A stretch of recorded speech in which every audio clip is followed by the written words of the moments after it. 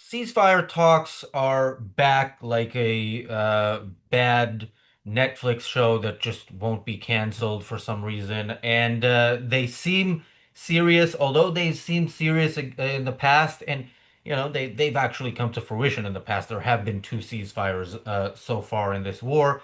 The latest ones with Trump saying the war needs to end, which is a very weird thing to say. I agree with him. The war does need to end, but I don't think we agree on how exactly. But what we have been talking a lot about on this channel is the growing hatred of Israel and threats that seem a little bit less empty. As in, concrete action is taken, not to the point that Israel is being attacked, but yes, to the point that, if this war continues, Israel is likely to get kicked out of certain cultural things like the Eurovision. There's talk about perhaps next week Israel being kicked out of European football, and of course the ships that are accompanying the flotilla that we've spoken about over the past couple of days. So what would happen if the war actually ended now, and of course, if it ended without Hamas completely surrendering? That is the question we are gonna try to answer on today's episode of the reality show. Welcome to the reality show. I'm Razi Ginsburg. I'm joined by Marco, Richard, and Yael. Yael, your thoughts and what do people in Israel think is going to happen if such an end to the war is right around the corner? I think people in Israel, they are tired of this war. They are frustrated about the way the world reacts to it, the Western world, the free world. From our enemies, we have no expectations. And Israelis know that it will be injustice to end the war while the Hamas still rules Gaza. They have not reached to the level of understanding, the explicit understanding and articulation of Palestineism per se, the understanding that the Palestinian identity is a political, ideological identity that aims for the destruction of Israel. I don't know how much this is understood in Israel, but Israelis want to end Hamas for the very least. Yet, I think, like, in case of a ceasefire that will, in essence, allow armed resistance in Gaza to exist, Israelis will have nothing to do about it, and they'll just shrug and say, well, okay, I guess this is my life now. And this will be very bad because any end to this war, which is not a surrender of the Palestinian idea, is not really an ending for this war.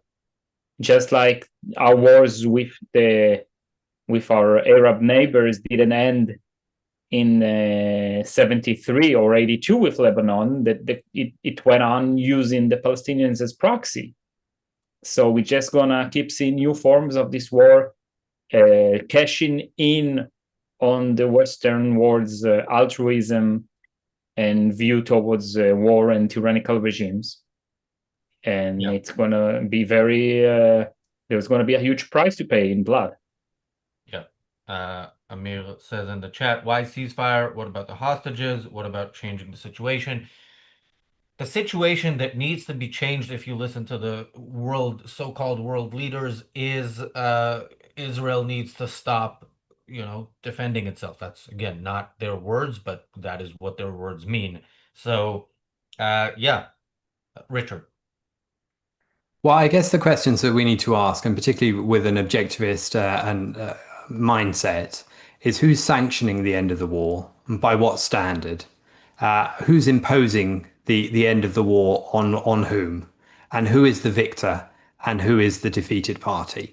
Because if there's no victor, no declared definite victor, and no defeated party, then this is not a satisfactory end to the war. This is just a temporary reprieve before the war is continued for a start. And obviously, if the war needs to be won, it needs to be won by the moral party. And the moral party is Israel, and it needs to declare victory, and it needs to secure the absolute surrender of the enemy that started the war, that initiated the force in the first place, which is Hamas and the Palestinians. But there are so many extra levels of pressure on Israel to sanction those very enemies getting something out of this war. And how much they get out of this war, those enemies being Hamas and the Palestinians, is treated as the extent to which this is a satisfactory conclusion. They should be getting nothing out of this war, out of initiating the force. So in the first place, so it's not a question of whether how they rebuild or who runs it afterwards, or how many hostages are returned in what stages. All the hostages should be returned immediately. There shouldn't be a phased end to it. But the more important than the hostages is saying we were wrong, we give up on the ideology, we're not going to pursue the destruction of the Jews. Because without that, there is no end to this war. And nothing that's called a ceasefire resembles the cessation of anything. It's just a temporary suspension. I think that when we talk about ceasefire, we should take a step back and think, what is a war? A war is a situation where two parties cannot use reason in order to overcome whatever disagreement they have. And one of the two parties uses violence in order to impose their view. We've seen that this war started 77 years ago, as soon as Israel was declared as a state. All the Arab countries around the area, around Israel, decided and made the statement, we do not want an Israeli state anywhere near us, anywhere on the planet, ideally. So they attacked Israel with violence. They declared war. They declared, we are not going to talk to you. We are not going to recognize your state. We just want you destroyed. And they've kept to those words since then. This war is just a continuation. It's just a new chapter of the war that started 77 years ago.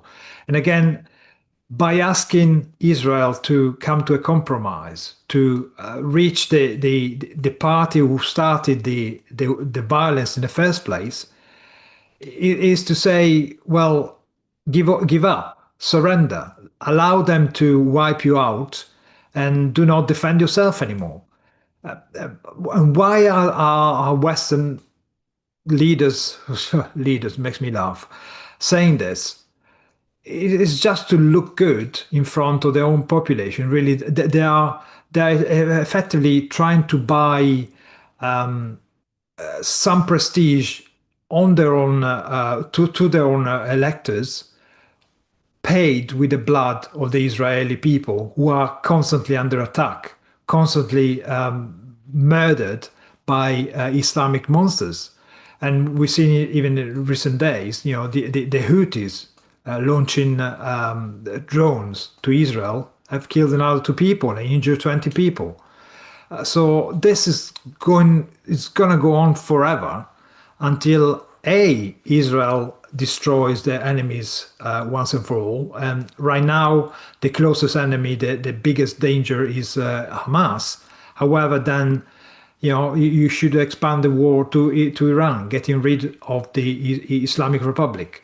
And after that, making sure that anyone with Islamic ideology, the racist Islamic ideology who wants to see the end and the destruction of Jews, disappears, ends, is no longer acceptable anywhere on the planet. But that is a war that we should fight here in the West as well. This is something we should stand up against the anti-Semitism we see on our streets. And so it's going to be a wider war, hopefully not a violent war, but it's a war where we put forward the facts that freedom and the kind of life that the Israeli provide on the ground. Let's not forget, it's the only democratic place in the Middle East. It's the only place where Jews, Arabs, atheists, communists, capitalists can live together in the same state.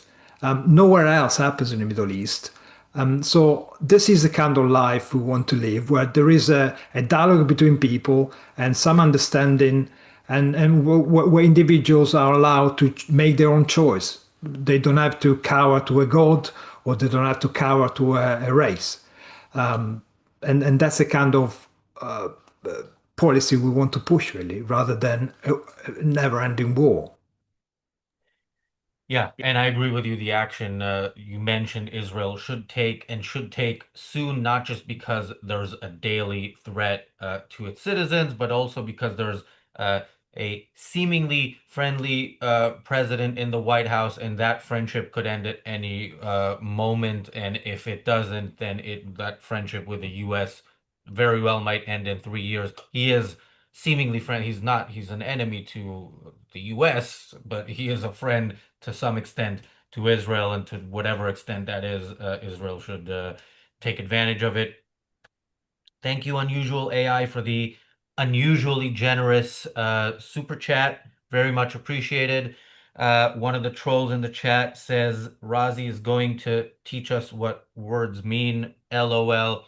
Yes, I am not only as a former leftist, but also as somebody who reads your comments in the chat. I'm fluent in evil, and I can translate it to normal people's languages. Um, yeah, okay. I want to look at this through a specific lens from an article that I read in the Telegraph that we're going to go through here because so this article is about the leading left-wing candidate in the Irish in Irish politics, the candidate for prime minister. Yeah, Ireland, one of the most anti-Israel countries out there, is their current prime minister is right of center, I guess you would call him. And if the left wins, things are going to change. I don't know how from where Ireland currently is, but the thing is where Ireland, uh, when we talk about Ireland and how anti-Israel they are, where they were a year ago is where all these other countries that follow are now. That's the thing with people, moderates like Keir Starmer, who is, in a sense, a moderate if you compare him to Pedro Sanchez and to the Irish Prime Minister and to Norway, uh, because he's the guy who kind of looks around and see and knows what's coming next and just wants to see when. So like we talked about when he decided to recognize Palestinian state, it had to be after a few others, and after a few others joined France's initiative with genocide. They're not yet ready to say it, but they will say it at some point. That's how it goes with people like that. So whatever you currently hear about Israel, whatever you currently hear about Hamas, keep in mind the more ideologically driven people will drive where countries end up in terms of their policies. So let's look at this article. I have it on my phone. So the headline is Hamas part of fabric of Palestinian people, says Irish presidential candidate. Now, I hear that and I'm like, yeah, this far, I'd vote for this person. That is a correct statement. Of course, wait till you hear the rest. So, Catherine Connolly says Palestinians entitled to democratic elections as she fails to condemn terror group. Okay, let's read a bit of the article. Hamas is part of the, quote, fabric of the Palestinian people, unquote, a candidate in Ireland's presidential election has said. Catherine Connolly said it was, quote, not up to, unquote, Sir Keir Starmer as to who should or should not govern Palestine after the prime minister claimed the terrorist group should play no role in a future Palestinian state. Okay, let's pause here. Starmer's position is without a doubt a reward to Hamas. Hamas themselves have thanked him, uh, but their de facto political wing in Europe knows that they need to keep pushing further and further because of how successful they have been over the last 2 years. I mean, the terrorist attack of October 7th, the biggest mass murder of Jews since the Holocaust, has directly led to countries recognizing the state that Hamas is supposedly fighting for. Yeah. I want to use this opportunity. I want to show the evil principles of the West and the hypocrisy of the West by taking a few minutes to talk about El-Julani. Okay, El-Julani, the leader of Syria. I'll try to make it brief. He grew up in Al-Qaeda. He was a direct subordinate to ISIS leader Abu Bakr al-Baghdadi. His entire worldview is jihadist. He was influenced by the Second Intifada, by the Palestinian terror against Israel. This is when he left his medical studies to go fight against the West in Iraq, seeing it as a part of the same fight against the West, against Israel, against the United States. His explicit mission was to expand a terror network. He didn't arrive to Syria by chance. He was personally ordered by his commander al-Baghdadi to go to Syria and establish an official branch of Al-Qaeda. His goal was to expand the global network of terror there, and he used Al-Qaeda methods. He was the leader of Jabhat al-Nusra, and he operated exactly as Al-Qaeda would expect, ordering suicide attacks, car bombs, and assassinations to create chaos and seize power. And now he's making a political pivot. And even in his speeches as politician, he says this is a new era for the entire Islamic people, and Muslim nations has to fight to their rights. Now, why am I giving you all of this context? To show you the hypocrisy of the West. Because, and this relates to Razi, what he brought up about Palestinians is Hamas, and they have to vote for the people. So there is an inversion here. And the inversion is looking at collective rights, this secondary object. It's secondary to individual rights. And people in the world look at collective rights as a primary, as if it comes first, as if it can exist without individual rights, as if it has more weight than individual rights. And why am I saying this? Because think, for example, of a colonialism. In today's Western world, it is seen as pure evil. It's like an intrinsic evil. Why? Because one collective is ruling another collective. This is basically the evil of colonialism. How can a collectivism take the rights of another collectivism to define itself? Even if a colony is giving individual rights to its people and making sure they're safe and free and they can act freely and do whatever they want, this is bad because they're ruled by a different collective. But when they look at dictatorships and tyrannies, it's okay because the same race, the same collective has decided to be a tyranny and to not respect its individual rights. So it's okay because it's the collective decision. And that comes to what you said about, it's the people, the Palestinians need to elect their government democratically. And if they elect Hamas, that's wonderful. And now look at how Julani is being accepted around the world, being greeted with world leaders, Donald Trump, Macron, the United Nations, as a legitimate ruler, even though he has this identity, this ideology, and this past actions that have not been redeemed. And he was like most wanted by the CIA or whatever. And now he's just being greeted because it's okay for a terrorist to become a tyrant if it's accepted by his people, quote unquote.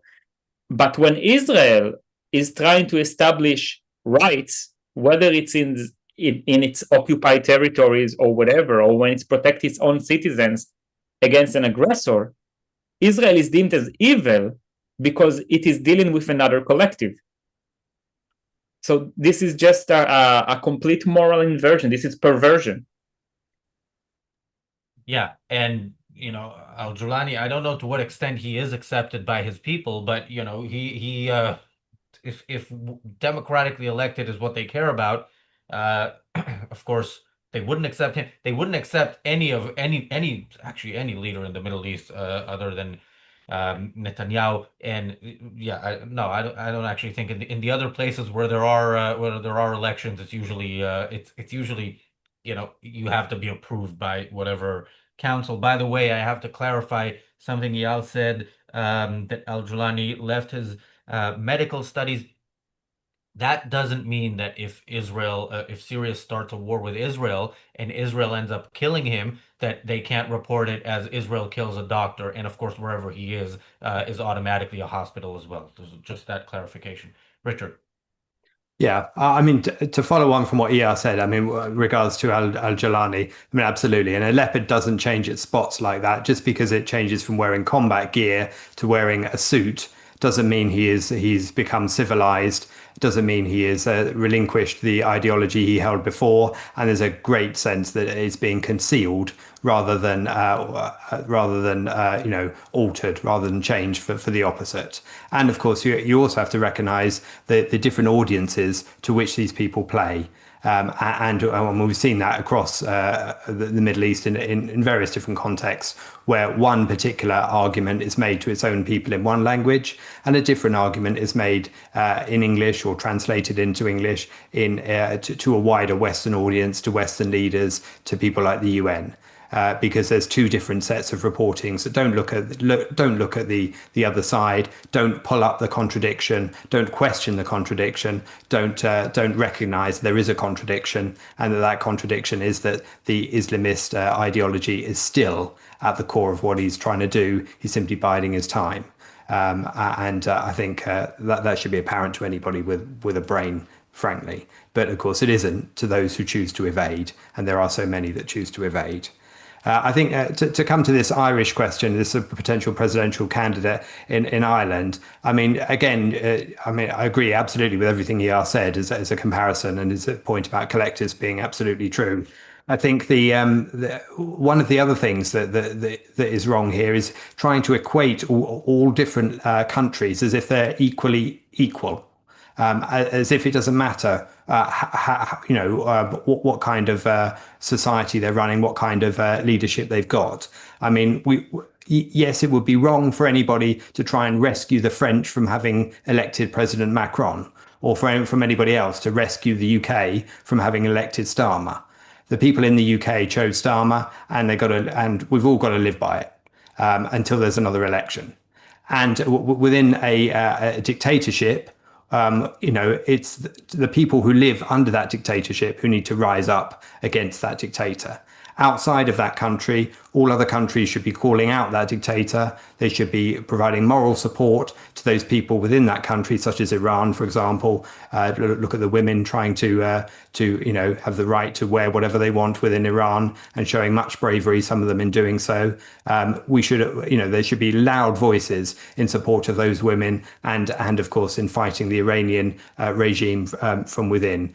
But of course, until an aggressor attacks another country, and of course they have done, and that's the point when you've got an absolute right to go and crush them, and physically push them back, and ensure that they can't, inflict more aggression on your own country. That's when the right of self-defense kicks in. Yeah, I'm not going to add to the self-laundering or all these kind of terrorists that we see, putting on a suit and suddenly they are better people. But I'm going to talk about this woman, this Irish woman who wants to run as president of Ireland, Republic of Ireland, Southern Ireland. She is a Marxist, and she thinks like a Marxist. She talks about Hamas being a fabric of the people of Gaza. I mean, this is typical Marxist. You are not who you want to be, but you are a splinter of a bigger group. You are a member of an economic class, typical Marxist theory. You are a splinter of a bigger group, as Yao was talking about earlier on. You're just a piece of a collective. So you don't exist as an individual, but you just exist in function of the bigger group. And that's why she's talking about the fabric, a massive fabric of the Gazans. Well, she uses the term Palestinians. Palestinians do not exist. It's just a political party which rises against Israel. So let's talk about the Gazans. But by saying that, she's effectively saying that Hamas is some physical attribute which comes in, within the people in Gaza. So they can't help themselves if they're murderers and terrorists. They can't help themselves if they've elected a bunch of criminals as their leaders. It's not their fault. That's what she's coming at. These people, Marxists, think that there's no individual right, think that you should live for the sake of the biggest collective. That's why they're quite happy to murder millions of people just to further the socialist case. We've seen in history. We've seen every the USSR with the famine in Ukraine. We've seen Chairman Mao murdering tens of millions of Chinese people, and we're seeing here again. The Israeli collective, as Yao was pointing out, cannot exist against the Palestinian collective. They even invented a collective called Palestinians in order to make this point. And that's what we should fight. I mean, again, the whole point is that every human being is an individual with their own conscience and with their own free will. You can choose to be a bad person, but it's much better if you choose to be a good person, to live respecting other people's rights, because it's going to make your life much better. And just because you happen to be born in Gaza, it doesn't mean you have to be a murderer. It's a fact of life that you can choose a different direction. And to Richard's point, well, here in Britain, yeah, we can change a leader with elections, but it gets to the point where if the state starts fighting against their own citizens, then it's legitimate to start another revolution. To get rid of the tyrant who effectively declares war to their own citizens. So we're not there at the point yet, but we're tumbling towards this level of affair. Yeah. Okay, before we go back to the person who wrote in the chat, Razi made a good point and then retracted the message. I'm a little offended by that, just so you know. Okay, let's go back to the article. Her comments led to an angry response from Michael Martin, Ireland's.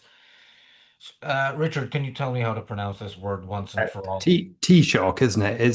Think of it as the shock of having no tea. It's a T-shock. Look, if the Irish can't even spell things the way they sound, what can you expect? Anyway, yeah, Ireland's G-shock. Jesus Christ. He accused Miss Connolly of failing to condemn Hamas unequivocally, which carried out the October 7th terrorist attack on Israel. That is so ironic, but let's move on. He's going to be the topic, I'm sure, someday in the future. The center-right premier is at the UN General Assembly in New York, where France, the UK, Australia, Canada, and other countries said they would formally recognize Palestine, which Ireland did last year. Yeah, Ireland is leading the world in this. Okay, listen closely to the next part, especially the quote. Mrs. Connolly, a left-wing candidate, told the BBC on Monday, quote, "I come from Ireland, which has a history of colonization. I would be very wary of telling a sovereign people how to run their country. The Palestinians must decide in a democratic way who they want to lead their country." Mrs. Connolly, I know you're watching. Let me speak directly to you. Do you see what you did there? Because I think we all saw what you did there, and yeah, it does it work in your mind? Because it doesn't work in reality. Let me spell it out for you in case you need help. Help on this. Yeah, if you tell the Palestinians that they must decide in a democratic way, you are telling what you're calling a sovereign people how to run what you're calling their country. Okay, that is what you are doing. And if you look historically, the Palestinians don't do elections unless the West kind of demands it, and then they do some pretense elections where you have terrorists on one side, terrorists on the other, and then one terrorist group wins, and then they go to war with each other because each terrorist wants to run things themselves. So yeah, it doesn't work, but neither does your logic, which of course to us is not a surprise, and I'm sure it's not a surprise to you. Yeah. Yeah, I talked about it in previous shows, and this adds on what I just said. And it's the concept of naive democracy. The West thinks that if you give people the ability to vote on a regime, they will vote for a regime that is good for them, regardless of their ideology, the culture, the premises, and the will to enslave each other and their neighbors. And this is just wrong. The concept of naive democracy failed in Iraq. It failed in many other places. It failed in Gaza. When Israel left Gaza in 2005, we installed a naive democracy and they voted for the PLO and Hamas. Hamas had a majority, and then he murdered the rest of the PLO members of parliament. And it just doesn't work. And what did work, it's what the Allies did after World War II, after Nazi Germany was defeated and Shintoist Japan was defeated. They installed the constitution that secures the liberty of the individual, and they started an education process to fix the culture. And that's the only way to deal with evil that attacks you, and that's the proper way. You have like a political movement has no right to initiate violence against a peaceful, non-tyrannical neighbor. And once this happens, the attacked state had to completely remove this political entity and install, re-educate the people that left there, and install a constitution that secured individual liberties, whether as a colony or, if they're ready for that, a free state. And the issue today, as I said, is the phobia of God forbid, the West forcing barbarians not to run their civilization as murderous bastards. That's today, this idea is seen as pure evil.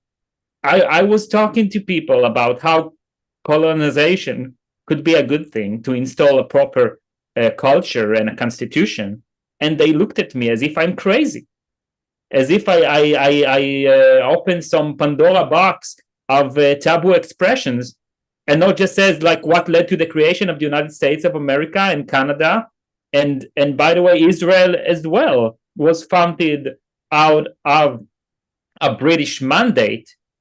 I think the British mandate itself wasn't run properly. They issued the white paper not allowing Jews to escape from the Holocaust to the British mandate of Palestine.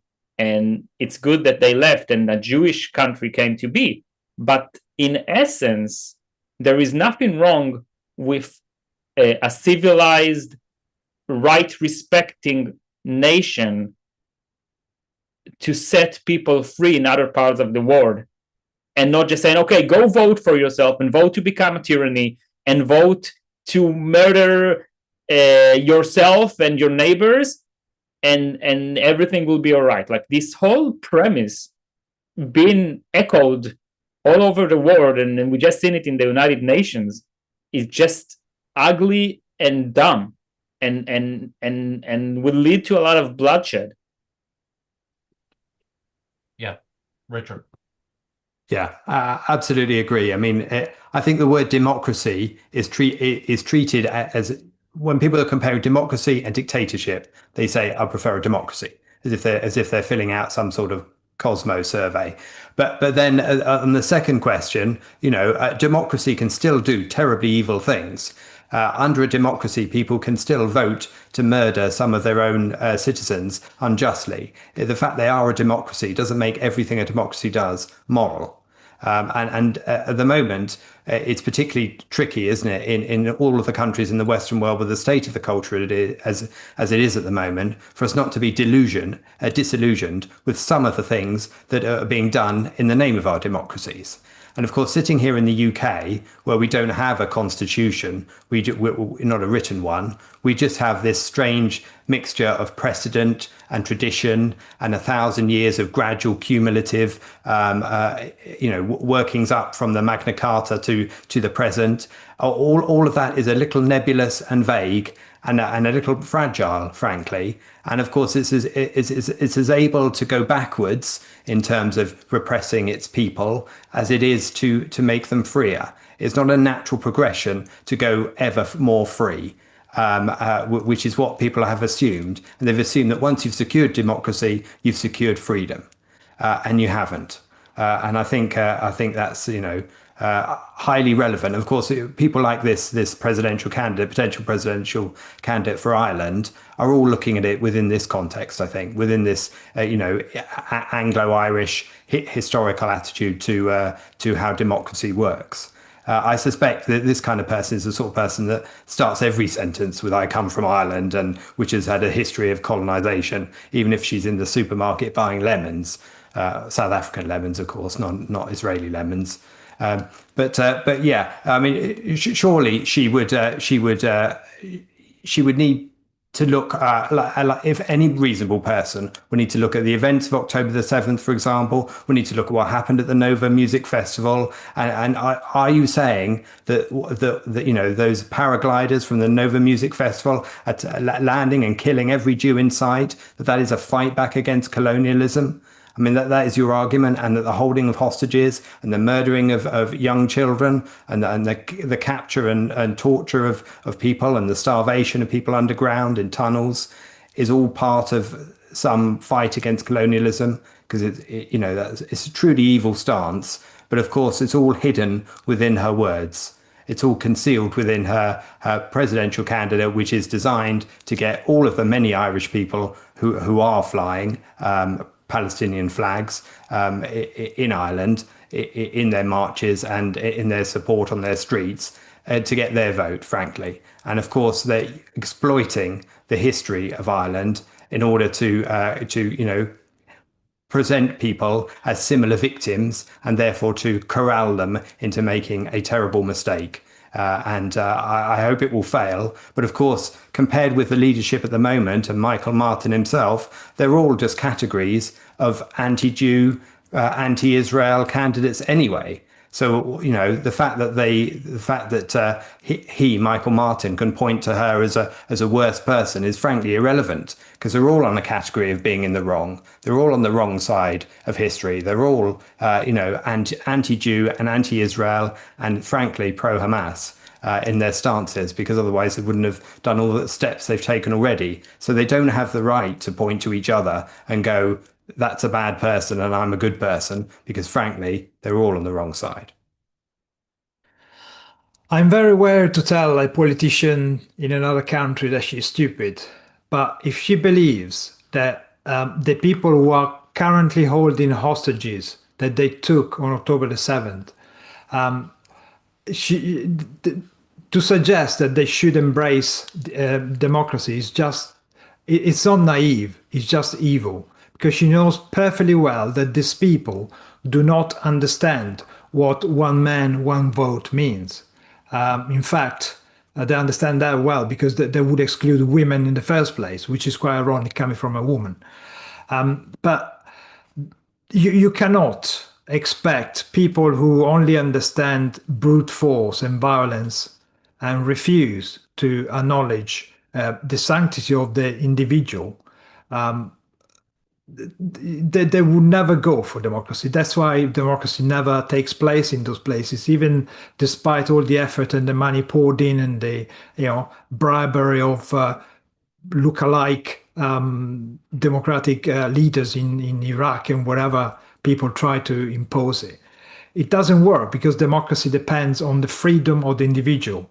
That's why Ayn Rand calls individual the most persecuted minority, because every group, everyone with some claim to be a group, whether whatever nature the group is, will consider the individual as something expendable, something which is not as important as the survival of the group as a whole. So when people talk about transporting democracy in these countries, all they're doing, they're whitewashing the nature of the people they're talking about. They're whitewashing the fact that they hate freedom, because freedom is a challenge to the culture, and the culture is a culture of destruction, hate, and violence. All right, let's go back to the article. So the article continues. She said the October 7th terror attack was, quote, absolutely wrong. That's not gonna win you any votes there. But did not equate it to genocide. Quote, history did not start on October 7th, said Miss Connolly, who is endorsed by Sinn Féin and a number of smaller left-wing parties. She will contest the October 24th elections against Jim Gavin of Mr. Martin's party, which I will not try to pronounce its name, and Heather Humphreys of another party that I won't try to pronounce its name. I've done my Irish word of the day, and that is sufficient. Sinn Féin has refused to back her comments, while other left-wing parties distance themselves from them, with one Labour MP calling on her to retract them. Okay, that's interesting. But again, even in this country, when we see, when we see the pro-Hamas position adopted by the government, we see the pro-Palestinian people trying to move it kind of in a stronger direction. I think the politicians who are condemning this are probably not echoing the pro-Palestinian street, as it's called. By the way, the election is on October 24th, which means all these wonderful Irish politicians will not be able to make it to the Irreplaceable Spark Conference, which starts on October 25th in Orange County. But we will make do with speakers like Mark Pellegrino, Jonathan Hoenig, Alex Epstein, and Leonard Peikoff, and many more, including people from this channel. And yeah, you should be there as well. If you are voting in the Irish elections, do it in the morning and you can still make it. And yeah, maybe don't fly Aer Lingus, because that helps whichever pro-Hamas politician becomes the prime minister. But yeah, tickets to the Irreplaceable Spark Conference are available, and the link is in the description in the chat. It's objectivism.co.uk. Hope to see you there. Yo. When she said this is not a genocide because it has further context and before October 7th, well, I would say the opposite. It is an attempted genocide, and the context supports this claim.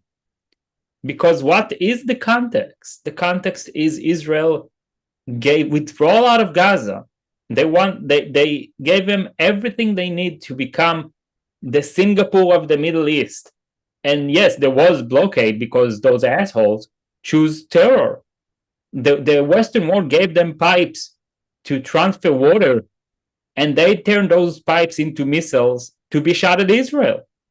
And what happened before Israel left Gaza? There was terror. And what happened before that? There was more terror. And what happened before that? There was war. Who started it? The Arabs trying to destroy Israel. And what happened before Israel established? Well, they were massacring Jews on the British mandate of Palestine. So, and what happened until the 1920s? There was nothing much happening in Israel until the 1920s. And what happened in the 1920s? Some Jews came under the Zionist movement, and those Zionists started to drain the swamp to get rid of the mosquitoes, to cure the place out of malaria.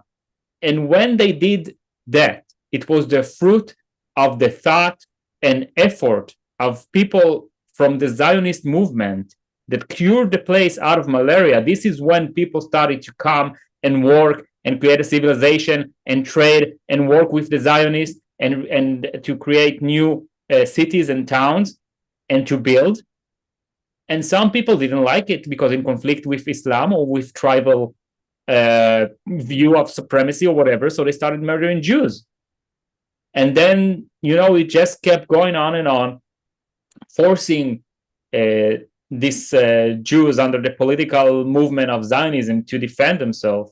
They really didn't want to get their hands dirty.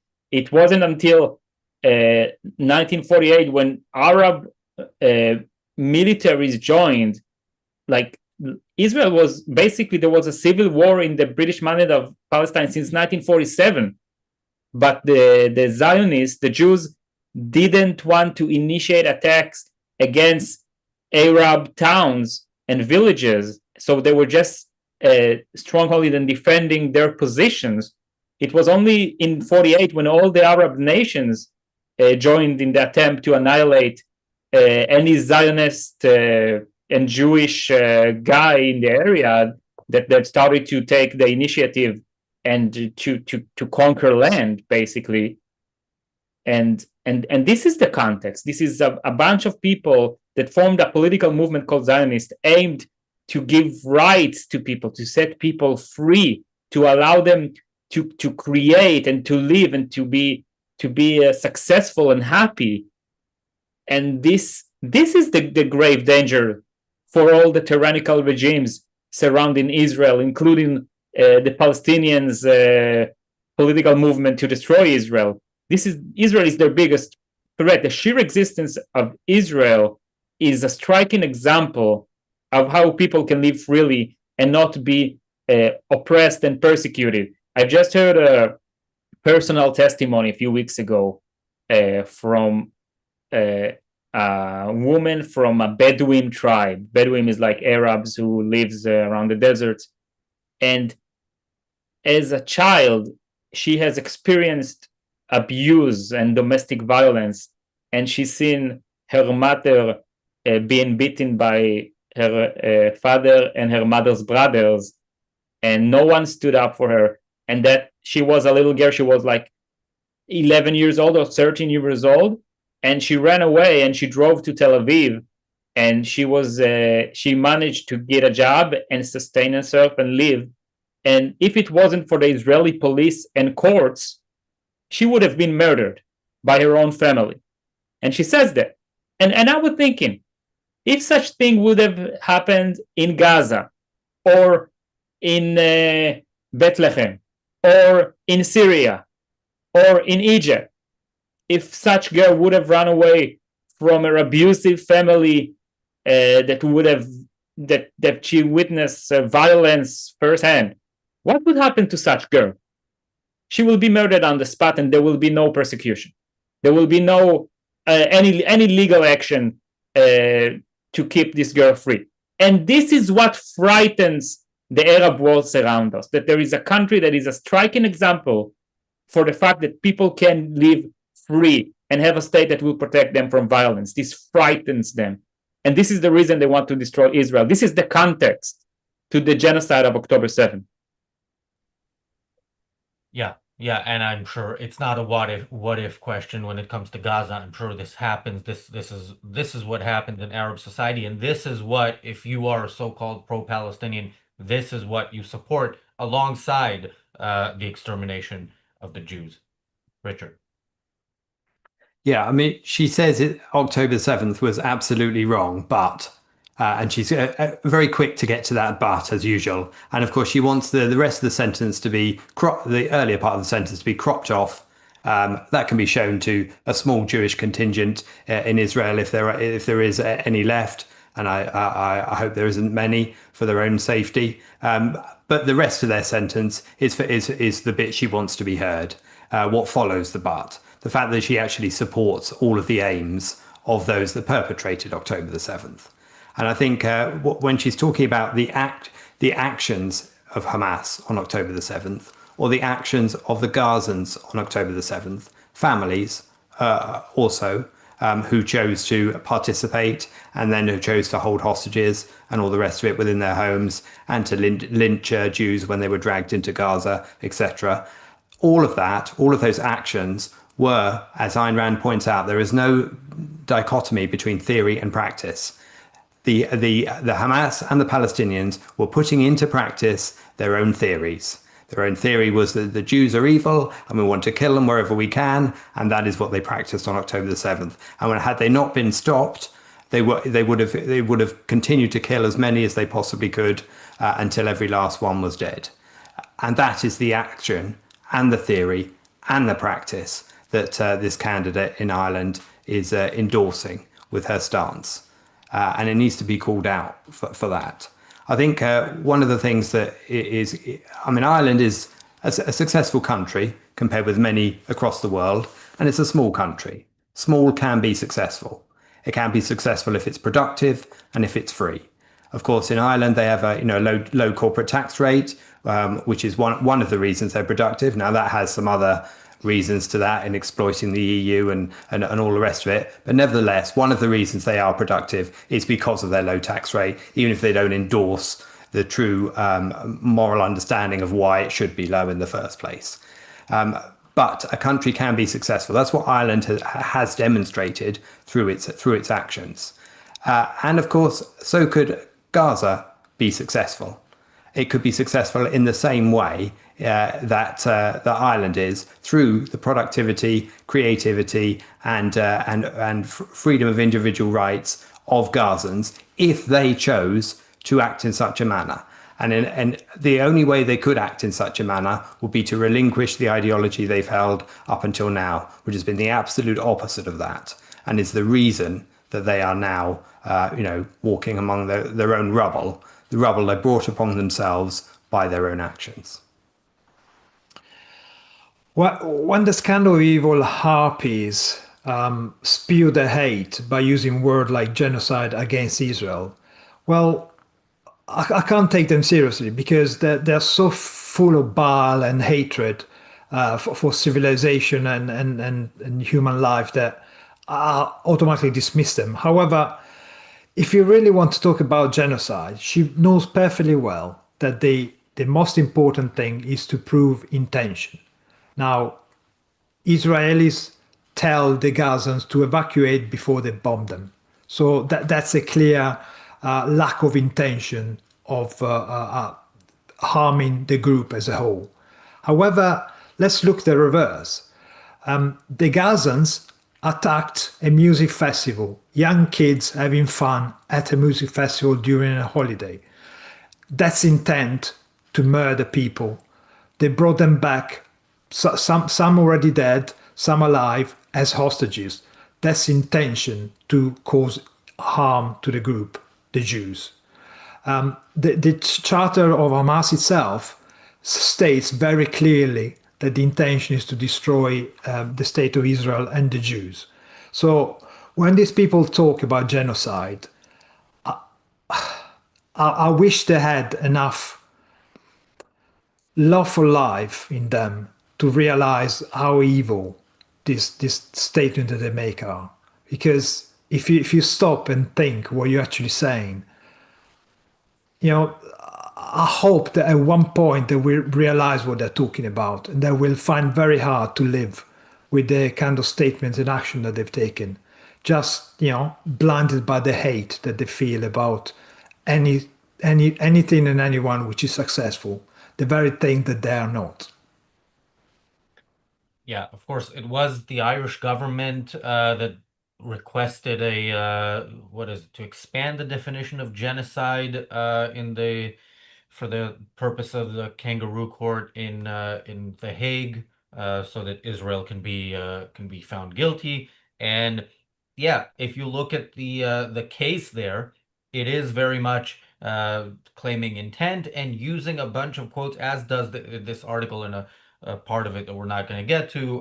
They're talking about statements ministers made.